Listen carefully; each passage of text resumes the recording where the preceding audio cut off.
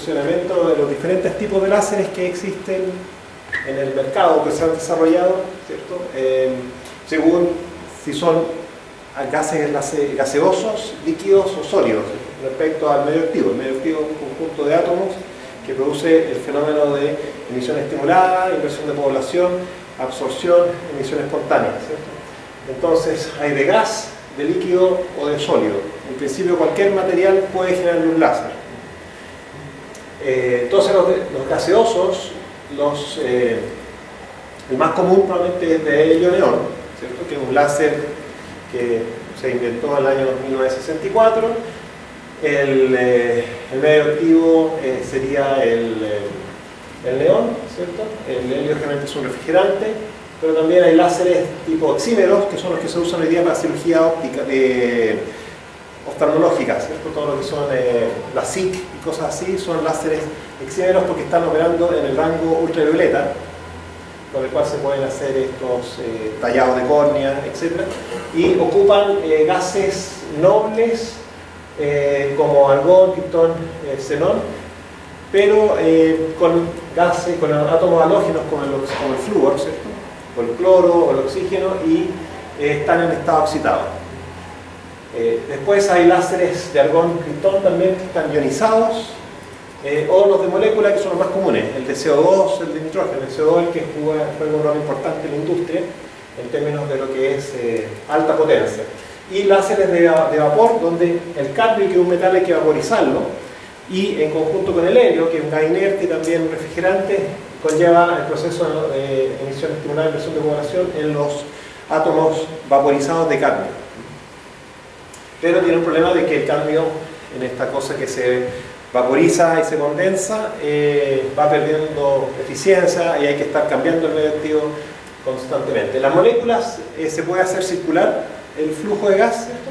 Y se pierde una cantidad pequeña, así que no es tan crítico el consumible de gas mismo. Realmente los de helio-neón son cerrados, ¿cierto? Tienen una vida útil por contaminación de los electrones en el interior del tubo de descarga. Y probablemente los de xenón, los de criptón, oxígeno, xenón, flúor son bastante complejos porque estas son moléculas bastante tóxicas. Entonces una fuga de ese gas en el lugar de operación puede ser bastante dañina. Están los gases líquidos, que son tal vez menos comunes en la industria, son más de laboratorio, a partir de rodaminas, que son también tóxicas, ¿cierto? Son tintas al final, y se pueden tener una característica que son sintonizables, se puede cambiar la longitud de onda con facilidad. Todos estos otros láseres, por ejemplo, tienen 2 o 3 líneas de emisión y siempre debe ser preferencia una. Acá se puede tener un espectro. Y en sólido, ahí han habido avances mayores últimamente. Partimos con el láser de rubí, de Maiman, ¿cierto? Que es un óxido de cromo, un óxido de aluminio con átomos o iones de cromo, que es el que genera la inversión de población. El óxido de aluminio siempre es la matriz que sostiene el medio, y de ahí se evolucionaron los láseres de neodimio YAG, ¿cierto? Donde neodimio es un elemento de la tabla periódica y el YAG es itrio-aluminio granate, es una piedra de itrio-aluminio que contiene iones de neodimio, y esos son los que conllevan las transiciones cuánticas. Hay de vidrio, ¿cierto? En la Unión Soviética los rusos desarrollaron muchos láseres de vidrio. La diferencia con el de YAG es que el vidrio tiene menos expansión térmica, tiene mayor expansión térmica, menos estable que el YAG, y como son poco eficientes estos láseres, se expandían y eran muy fáciles de fracturar. ¿Okay? Y obviamente los que son más comunes hoy día, o están en todas partes, son los de arsenio galio, que si bien fueron desarrollados cerca de los años 70, hoy día son los que se usan como punteros láseres o láseres diodo. Hoy día se pueden alcanzar en bloques de 10 o 50 watts, y si se juntan o se apilan se pueden lograr potencias de kilowatts, y con estos láseres diodo, que tienen muy mala calidad de coherencia espacial, se pueden bombear láseres tipo neodimio YAG, y los que son más comunes, que no aparecen en esta lista, son los de fibra. Los de fibra son láseres tipo neodimio YAG, donde el cristal se ha hecho una fibra óptica muy delgada y se rebobina como una celuloide, y por lo tanto el largo del resonador entre extremos, entre un espejo y el otro, puede ser de muchos metros, cientos de metros, ¿cierto? Y por lo tanto la amplificación es mayor. Se bombean con láseres gigante de diodo y se logra sacar entonces un láser con mejor coherencia espacial, temporal por supuesto, en una longitud de onda conveniente para procesamiento. Generalmente los láseres industriales son de fibra, de neodimio jack y de otros elementos, tierras raras, herbio, iterbio, por ejemplo.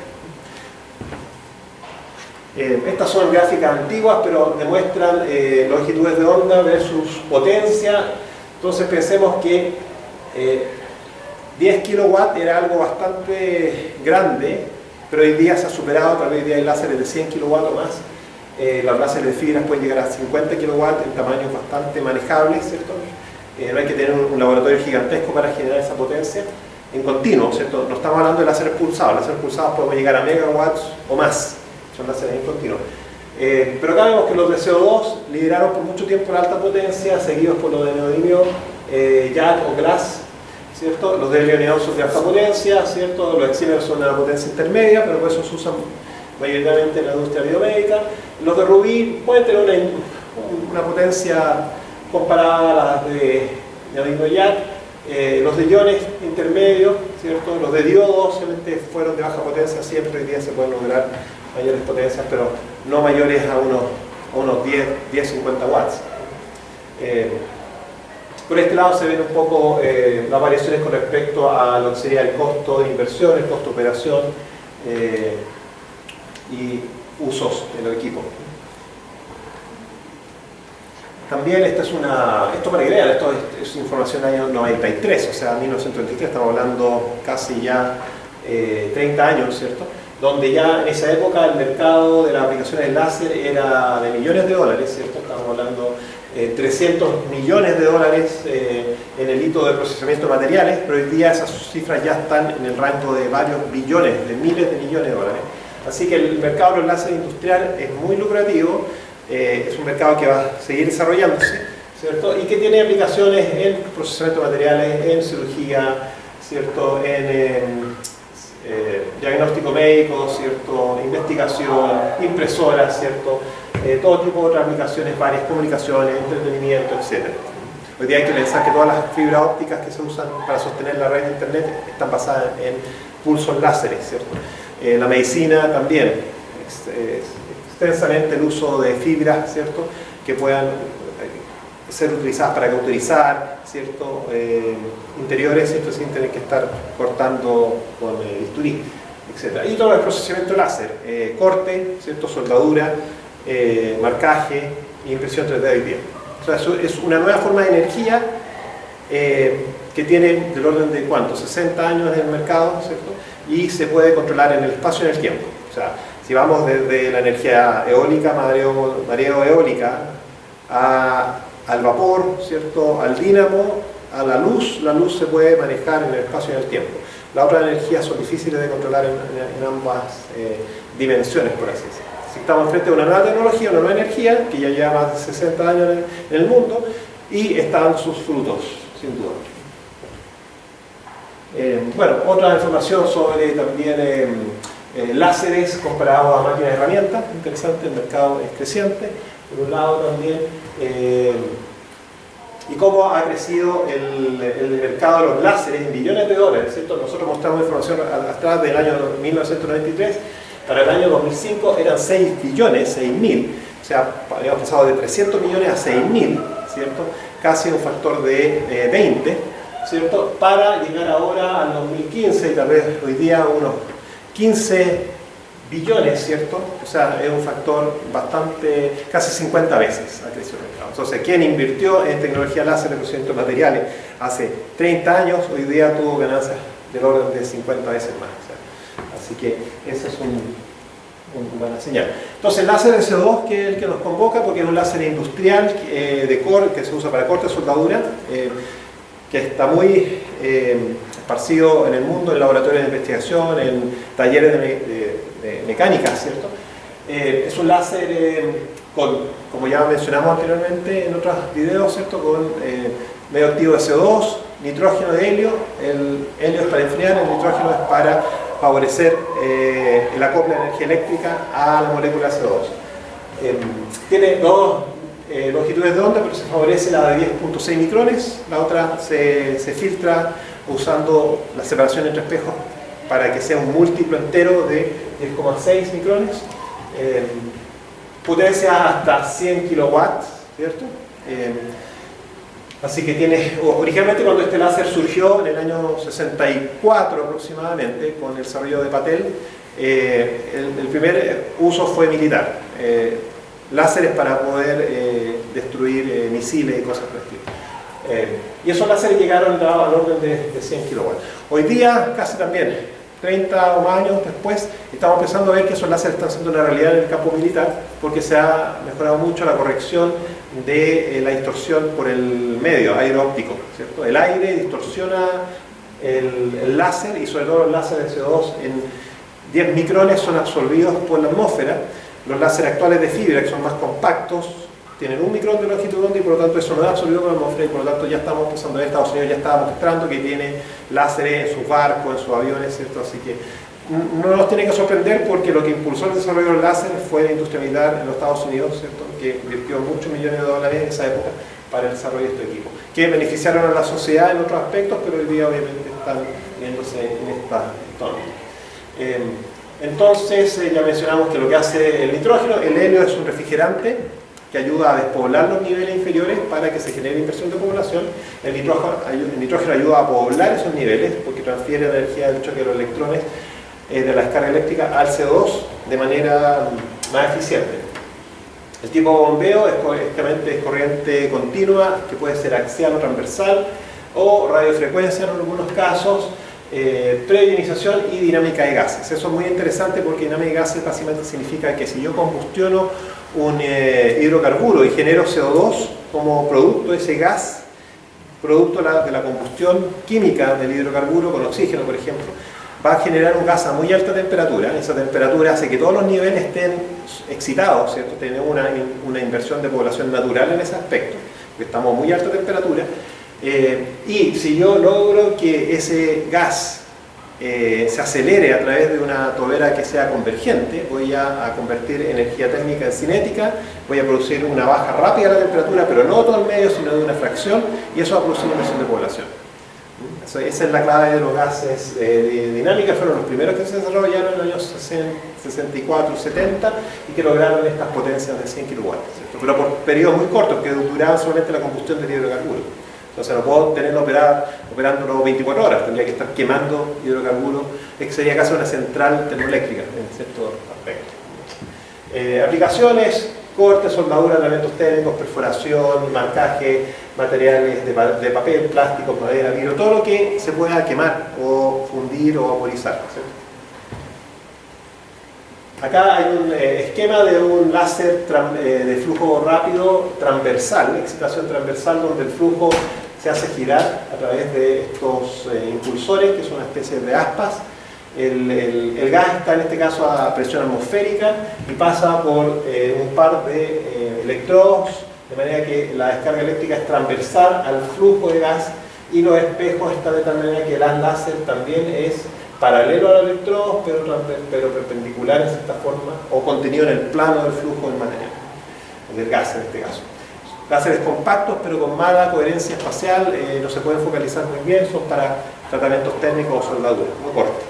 Corte necesitamos láseres muy focalizados. Esta es una estructura de esquemas del flujo axial lento, donde tenemos una bomba que mueve el gas a baja velocidad y a una presión baja también. La descarga es axial, se produce calentamiento del gas que hay que enfriar a través de un intercambiador de calor. Y en otro lugar tenemos el flujo axial rápido, que genera casi 10 veces más energía por metro de longitud del láser, en donde con un soplador, ya un blower, ¿cierto? Un impulsor, que puede hacer que el gas incluso llegue a velocidades sónicas, ¿cierto? Logramos pasar más medio activo, más en el punto y en una mayor área, y por lo tanto generamos más potencia, que también necesita refrigeración del gas a la salida del resonador. Realmente todos estos sistemas tienen que sangrar parte del medio activo y se inyecta nuevo, o sea, no es que sean solamente se llenen una vez. La molécula de CO2, dijimos, también tiene tres modos de vibración: un modo simétrico de estiramiento, antisimétrico de estiramiento y de flexión. O sea, tiene una estructura bastante compleja de niveles de energía.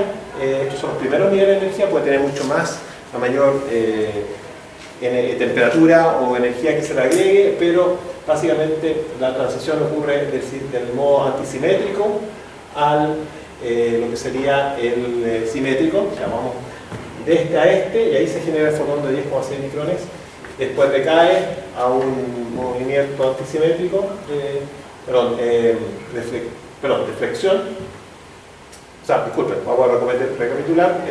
La transición va de una flexión, de una extensión antisimétrica a una simétrica, para después decaer a una flexión y después pasar al nivel cero, el ground state, ¿cierto?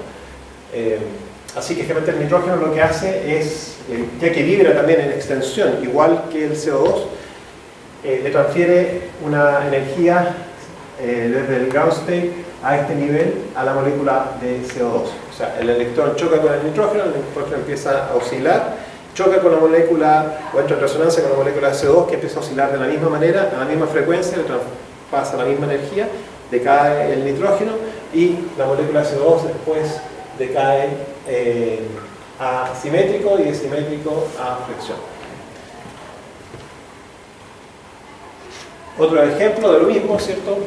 Acá se ven los primeros 4 niveles, ¿cierto? Pero después hay muchos otros niveles que son de mayor energía, por lo tanto de mayor frecuencia, ¿cierto? Longitudes de ondas bajas, las longitudes infrarrojas están más bien en este rango.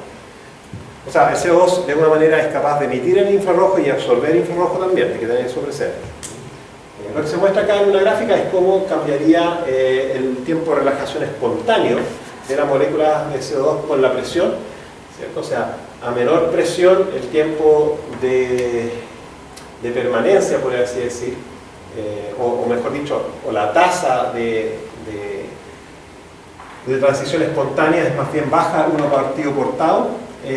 Si yo aumento la presión en el resonador, esta tasa aumenta, porque hay más moléculas, ¿cierto?, que están chocando entre sí, por lo tanto es más factible esperar que haya una transición espontánea, ¿cierto?, de algunas de esas moléculas, ¿cierto? Pero generalmente los láseres están operando a baja presión en el rango, así que más o menos podríamos pensar de que el tau espontáneo es del orden de 1 milisegundo en un láser de CO2, el espontáneo. Bueno, lo mismo, ¿cierto? Hay información sobre qué ocurre con la presión de helio, con la presión de nitrógeno, con respecto a estos también frecuencias de relajación de la molécula de CO2. El modelo en sí es complejo, pero lo que es importante mencionar es lo siguiente: la eficiencia de un láser de este tipo de CO2 no va a ser 100% creciente con la corriente directa que uno le aplique, ¿cierto? Va a haber un crecimiento, pero después llega a un rendimiento decreciente y se frena. O sea, en otras palabras, yo le puedo sacar toda la potencia que quiera un láser, siempre va a haber una atenuación, y la eficiencia, por lo tanto, va a llegar a un momento en que va a empezar a decrecer, porque lo voy a estar poniendo más energía eléctrica que energía óptica que saco, y por lo tanto estoy perdiendo calor y tengo que meter ese calor con el intercambiador de calor. Entonces, esto es un ejemplo para un láser de CO2 que tiene 3 metros de largo en tubos de 50 milímetros de diámetro, ¿cierto?, con una velocidad de gas, de bombeo de gas de 50 pies, de 65 pies cúbicos por minuto, presión del helio 5,4 torr, nitrógeno 1,4 torr y el CO2 0,6 torr. Y este genera una salida multimodo de energía. Eso vamos a verlo rápidamente. Bueno, la descarga eléctrica es un fenómeno también en sí complejo que ocurre entre un electrodo, un cátodo y un ánodo. ¿Por qué ocurre? Porque hay un gas a baja presión y eso hace que los electrones que se están acumulando en el cátodo, ¿cierto?, encuentren un camino a través de las moléculas para llegar al ánodo, ¿cierto? Y eso va a ocurrir también probabilísticamente porque hay suficientes moléculas para que se genere un puente. Una vez que ocurre ese puente, obviamente los electrones toman velocidad que les permitiría en algunos casos poder llegar al otro extremo. Pero, en otras palabras, la distancia entre electrones no es cualquiera, generalmente es pequeña y la presión tiene que ser baja. Entonces ahí uno llega a lo que se conoce la ley de Paschen, donde se grafica en el eje X la presión del gas por la distancia de los electrodos lo que vemos que hay un voltaje de quiebre, un breakdown voltage, ¿cierto? Que es voltaje mínimo al cual empieza a haber arco, ¿cierto? O descarga, mejor dicho, y esa descarga ya es sinónimo que se está transfiriendo energía eléctrica a las moléculas de CO2. Entonces hay un punto mínimo para una cierta presión y distancia para, en este caso, el aire, el nitrógeno y el CO2. Más o menos del orden de 300 volts. Ahora, estos láseres por lo general operan en el orden de miles de volts, más o menos 20.000 volts. Por lo tanto, estaríamos bastante arriba, ¿cierto? Y por lo tanto también, si tenemos una idea, la operación más o menos en presiones del orden de 0,1 atmósfera, ¿cierto? Okay. Eso es más o menos del orden de, a ver, si una atmósfera en pascales son 100 algo kilopascales, estamos hablando de que 0,10 sería del orden de 10 kilopascales, o sea, de 1000 pascales, y la distancia que puede haber entre el arco puede ser de un par de centímetros. Entonces, bueno, ese producto va a caer probablemente en esta gráfica bastante más hacia la derecha y por lo tanto el voltaje de operación también a la cual va a operar y va a haber quiebre es mucho mayor también. Pero uno podría entonces reducir también un láser más pequeño y hacer calzar de que la descarga sea solamente a 300 volts. Así que quiero como economizar energía eléctrica, pero probablemente el output en luz va a ser bajo también. Bueno, también la descarga puede tener muchos comportamientos. Lo único que vamos a ilustrar de que se quiere una descarga homogénea, ¿cierto? Básicamente está en el sector de esta gráfica voltaje versus amperaje entre D y E, porque puedo estar en zonas, ¿cierto?, donde hay descarga oscura, donde no se ve luminosidad, pero hay radiación, o bien en zonas donde se empieza a producir tormentas eléctricas, que tampoco se quieren, porque eso daña los electrodos, los O-rings que hay en el sistema se empiezan a quemar, se genera ozono también, porque se puede descomponer el CO2 en carbono con oxígeno y ese oxígeno se compone después en O3. Así que hay muchos factores, así que el rango también del voltaje es limitado y tiene que ver con la corriente y también la resistencia que se ponga en el sistema para poder controlar el amperaje. Entre los amperajes son 1000 amperes, el voltaje son del orden de kilovolts, 20 kilovolts para un láser de CO2 industrial, que genere del orden de 2 a 3 kilowatts de potencia óptica. Bueno, ejemplos de estos diagramas no vamos a entrar en este detalle. Este es un ejemplo de otro láser disponible en nuestro laboratorio, ¿cierto?, que se nos abrió el sistema eléctrico para entenderlo mejor, pero no vamos a estar tiempo en eso. Finalmente, el láser de CO2 se puede modelar en su comportamiento considerando todos estos factores, ¿cierto? El largo del medio activo, donde está confinado, su diámetro, la velocidad a la cual fluye el gas, ¿cierto? La corriente eléctrica que hay entre medio, eso va a condicionar la potencia de salida respecto a la longitud de onda y frecuencia. Las ecuaciones estarían dadas por las que vimos anteriormente, ¿cierto? Ecuaciones o que están en el video con audio, ¿cierto? Inversión de población, múltiples reflexiones, ¿cierto? Pérdidas y también la ley de los gases ideales se puede aplicar porque estamos hablando de un gas a baja presión y a una temperatura alta, así que también se puede aplicar para hacer conservación de los moles que están en el interior. La ecuación de radiación de cuerpo negro de cierta forma nos permite tener una idea de la radiación dentro de la cavidad si es que fijamos la temperatura, una temperatura que está fuera del equilibrio, ya que este es un sistema que está fuera del equilibrio, ¿sí? Y también ecuaciones como lo que sería la potencia en función del retiro de calor del sistema, dado por el largo del medio, las capacidades, ¿cómo se llama?, calóricas, etc. La ecuación de Machen también podría condicionar el voltaje. Y acá estarían ya las restricciones geométricas para que se cumpla la longitud de onda sea la que yo quiero, 10.6 micrones en vez de 9. Algo, que el resonador sea estable, que la luz se salga de las fronteras, ¿cierto? Y el número de Fresnel también, que ayuda a lo mismo y nos permite tener lo que se llama un modo 0,0 de operación. Bueno, después láser de neodimio, lo vamos a ver muy rápidamente. Es un láser de estado sólido, es un cristal sólido que está dopado con iones de neodimio, ellos que conllevan la emisión estimulada.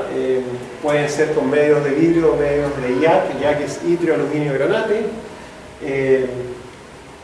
Se energizan no con electricidad, sino que con luz que se bombea desde una fuente lumínica como una lámpara de xenón, criptón, o de otro láser, también a otra longitud de onda. Están operando en el orden de micras, de una micra, lo cual se acopla mucho mejor en metales, en la atmósfera, en el cuerpo también. Así que tiene muchas ventajas, son más compactos y han evolucionado los láseres de fibra, que son aún más atractivos en potencia, en volumen total del equipo, etc. Un láser de estado sólido de YAG que va a tener una cavidad sólida que va a tener que estar confinada por espejos, por un sistema, ¿no? Una superficie elíptica, para que la luz de la lámpara salga y rebote en esa elipse de manera que llegue al otro foco de la elipse. La propiedad que tiene una elipse es que cualquier rayo que sale de un foco y choca en la elipse y refleja, llega al otro foco. Esa propiedad de la elipse, si yo la aplico, va a permitir que gran parte de la energía lumínica llegue al neodimio, que sea más eficiente la copia. Así que realmente estos tienen una cavidad elíptica que está cubierta con oro para reflejar esa luz de eficiencia. Los espejos van a estar perpendiculares al eje del cilindro de YAG, ¿cierto? Que contiene el neodimio, y la lámpara va a estar en paralelo. Esto va a estar todo cubierto con agua también para enfriarlo, sacar el calor. La estructura de nivel es mucho más compleja, ¿cierto? Porque es un sólido y empezamos a ocupar o ver en nomenclaturas que no son muy comunes, ¿cierto? De los niveles de energía, que son las reglas de Sanders, ¿cierto? Por ejemplo, la transición ocurre entre el nivel F, que está asociado al nivel F minúscula de los orbitales de los átomos de neodimio, pero está asociado también a los momentos angulares de los electrones orbitales y intrínsecos. Entonces, normalmente la nomenclatura es que el nivel 4F 3 medios va a ser un salto al nivel 4I 1 medio. Entonces, esa es la manera de expresarlo. Esto mismo tiene una longitud de onda del orden de 1.06 micrones, que es la longitud de los láseres de estado sólido tipo neodimio. Bueno, el láser de fibra, como dijimos, es lo mismo, simplemente que este cristal, este cilindro de neodimio YAG se estira, se extruye en una fibra óptica, se embobina y por lo tanto el largo ahora es muchos metros mayor, y tiene que ser bombeado también con un láser para que pueda entrar en la fibra. La única manera de poner la energía del láser vivo es focalizándolo en la fibra. La fibra va a estar también cubierta con una capa metálica para que se refleje y no salga la luz del medio activo y excite en este caso al átomo medio activo, que puede ser neodimio, puede ser herbio y terbio, ¿cierto? Y también van a haber ángulos en los extremos que pueden servir de espejos para reflejar, o bien poner espejos propiamente tal para que se refleje. Así que esa es la idea, son mucho más compactos. Lo generan en una micra, así que tienen muchas ventajas para la industria y otras aplicaciones. Los niveles acá también se muestran, estamos viendo un nivel 2F5 medio, un nivel 2F7 medio. Nuevamente, F está asociado al orbital F, ¿cierto? Que es un orbital para un número cuántico bastante alto, ¿cierto? Y tendríamos también que las siglas 2 y 7, 5 medios y 7 está asociado a los momentos angulares de los electrones, ¿cierto? En esos niveles. Así que hay diferentes longitudes de onda, se pueden filtrar haciendo una separación de espejos que haga que se refuerce una longitud de onda. Este es un ejemplo, ¿cierto?, de un láser de iterbio en una matriz de glass de silicio, de vidrio de silicio. Otro ejemplo también, la misma idea, se embobina el medio activo y se pone en espejos, la luz refleja en las paredes de la fibra, y acá generalmente se usa un láser de diodo. Y la salida es, realmente esto puede estar bombeando en 800 nanómetros y acá sale a 1060 nanómetros, pero sale con coherencia espacial mucho mejor que esto.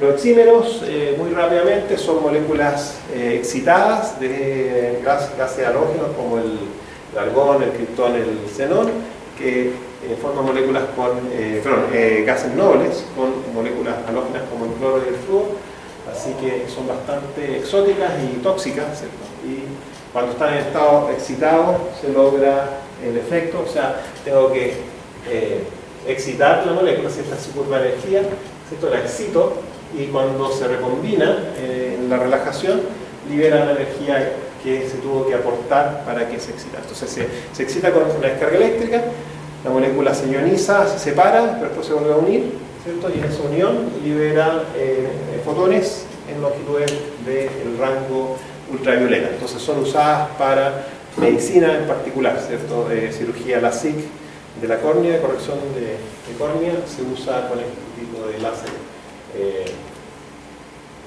tipo oxímeros. Después los semiconductores están basados en tecnología semiconductor, o sea, la aplicación de múltiples capas de ciertos elementos semiconductores como arsenio, galio, germanio, silicio. Operan en diferentes rangos, pueden ir desde el UV, desde 0.3 micrones, ¿cierto?, hasta UV, hasta 40 micras en el infrarrojo también. Depende de la composición química del depósito. Dada la fabricación que tienen, vamos a hablar un poquito con esto, como se fabrican capa a capa, su geometría tiende a ser más bien paralelepípeda o faceteada, entonces no tenemos acá geometría cilíndrica realmente.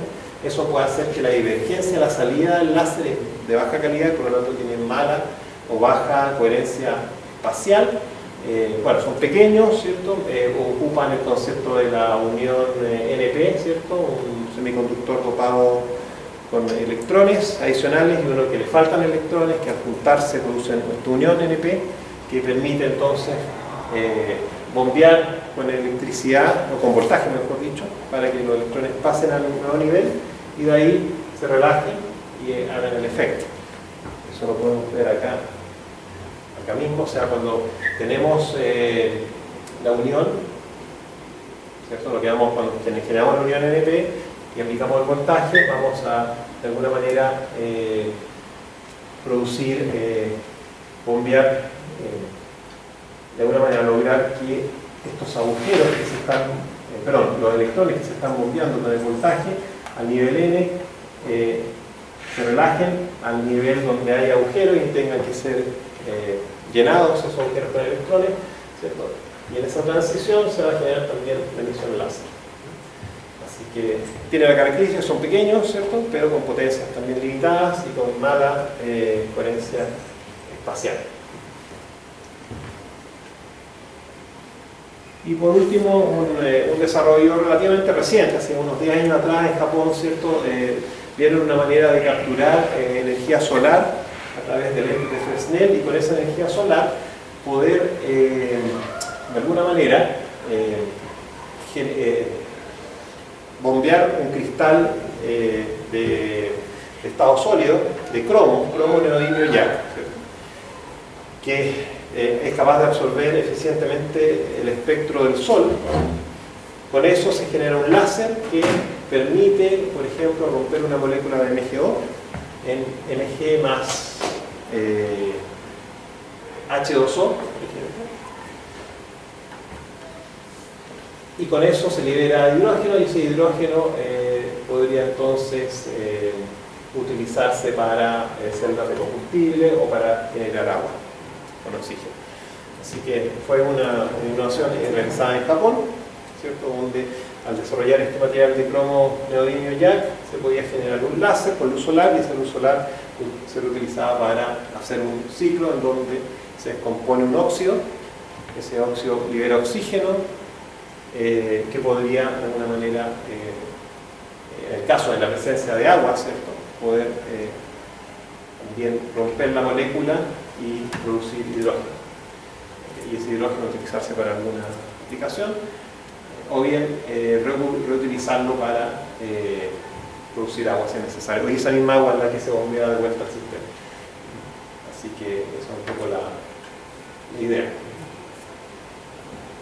Bien, con esto cerramos este ciclo y vamos a pasar al ciclo de corte láser y soldadura láser próximamente.